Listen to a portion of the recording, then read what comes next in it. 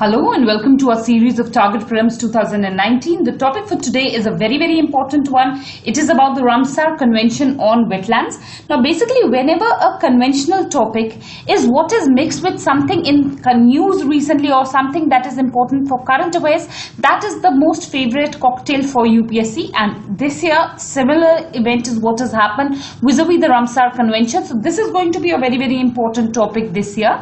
Now first and foremost you need to know the basics of this particular convention. This was a convention that was adopted on the 2nd February 1971 in Ramsar. This is a very famous city in Iran. So it is on that city is named that this convention is what has been named. The day 2nd February is also the World Wetland Day based on this particular convention. To commemorate this day when this convention was what was formed, this day is what is celebrated as the World's Wetland Day. Also, this is a modern intergovernmental agreement, environmental agreement. Another thing that is important is that this mission or the Ramsar Convention is about conserving and wise use of wetlands through national as well as international actions. So this can and again be a question that both national as well as international actions are what are envisaged in the Ramsar Convention. This is the only convention in the entire world that is focused on a particular ecosystem, that is the wetlands in this particular case. So again, this is one important point. Though this was adopted in 1971, this was implemented after 1975, and this is what has approximately 163 members as of now. This is not affiliated with the United Nations, is what you should know, that UN has no role. Many a time students will get confused that this is what is affiliated to the United Nations, but no, it is not affiliated, is one thing that is important that you need to remember. Next, you need to know about the three pillars or the three aims of this particular convention. The first is about the wise use or the sustainable use of all the wetlands. Next is about the designation of priority wetlands as wetlands of international importance. And third is the international cooperation for shared wetlands, that is the wetlands that are that exist between or on the boundary of two particular countries. So the management of these wetlands is what is regulated by Ramsar Convention. Now what is important is the second point, that every single member of the Ramsar Convention, as I mentioned, there are 163 members. So every single member here is supposed to at least list one site in its territory and under the Ramsar Convention, and this is what results in international recognition to that particular site, and it is also an expression of that country that reflects its commitment to conserve that particular site. Now why this has been in news is because previously there were only 26 Ramsar sites that India had listed under the convention, and this year, primarily on the 30th of January 2019 itself, the 27th Ramsar site is what has been notified by India. This is the Indian Sundarbans in West Bengal. A question will definitely be very high. It will be highly probable vis-a-vis this particular issue. So this is one thing that you should know vis-a-vis this particular site. There are some animals, the biodiversity of this particular region is what becomes important. For example, some fishes here, the horseshoe-shaped crab here.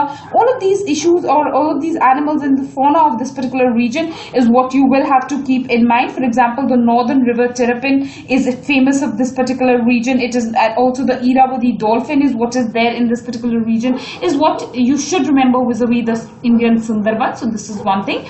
Also what becomes important for us is that you know about all the sites. This is an old map, as a result of which this 27th site is what is not mentioned, but this is the site that is there in West Bengal. So somewhere here you have to mark this particular site also.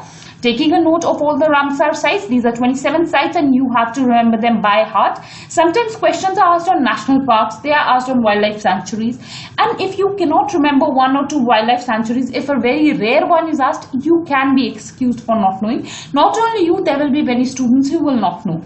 But if a question is asked amongst these 27 Ramsar sites and if you do not know about these sites, it is not something that can be forgiven in UPSC prelims. Now you will have to remember all of these 27 sites. Now for remembering them better, it is a method is that you should remember them state-wise. That is how you will be able to remember them better. For example, in the state of Jammu Kashmir, there are 4 sites. One is the Wular Lake, then it is the Hokera wetland, then it is the Surinsar Mansar, and then it is the Somoriri. Next, it is Himachal Pradesh, which has Pong Dam Lake. There is Chandratal wetland, and there is the Renuka wetland. Then again, Punjab, 3 sites. One is Kanjli, then it is the Harike Lake, then it is Ropar. Next, you should know about the Upper Ganga River. Then in Rajasthan, what is important is the Sambar Lake, Kolladio National Park. Also, then if you go to Assam, we have the Deepor Veer, then the Loktak Lake is there in Manipur, then the Rudrasagar Lake is what is there in Tripura. Next, in West Bengal, it is East Calcutta Wetlands, as well as the most recent Indian Sundarbans are what have been included under the Ramsar site. Then in Orissa, we have the Bhitarkanika mangroves, as well as the Chilika Lake. Then down in Andhra Pradesh, we have the Kaleru Lake.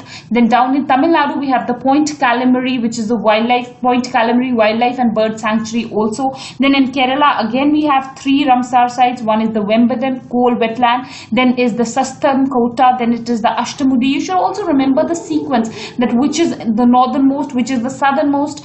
Also in Madhya Pradesh, we have the Bhoj Wetland. So you will have to remember them, try and revise them again and again, see the map, see the pattern of their distribution. UPSC has a tendency to ask you to arrange them in north to south, east to west. So that is something that again you should keep in mind. About the 27th Ramsar site, you have to keep in mind, this is something that is extremely important. There is a vulnerable species of a fishing cat here. It has the Irrawaddy dolphin, it has the river terrapin, so northern river terrapin. So these are some important animals. It has a horseshoe crab species that is there for amongst the 4 horseshoe crab species that are there in the world. 2 are what are present in this particular site is what you should remember.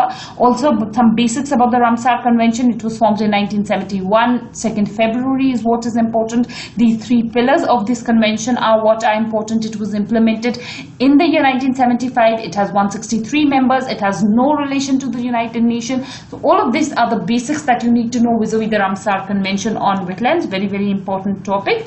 So that's about this particular convention, and that's about our discussion on this. I thank you all for watching the video.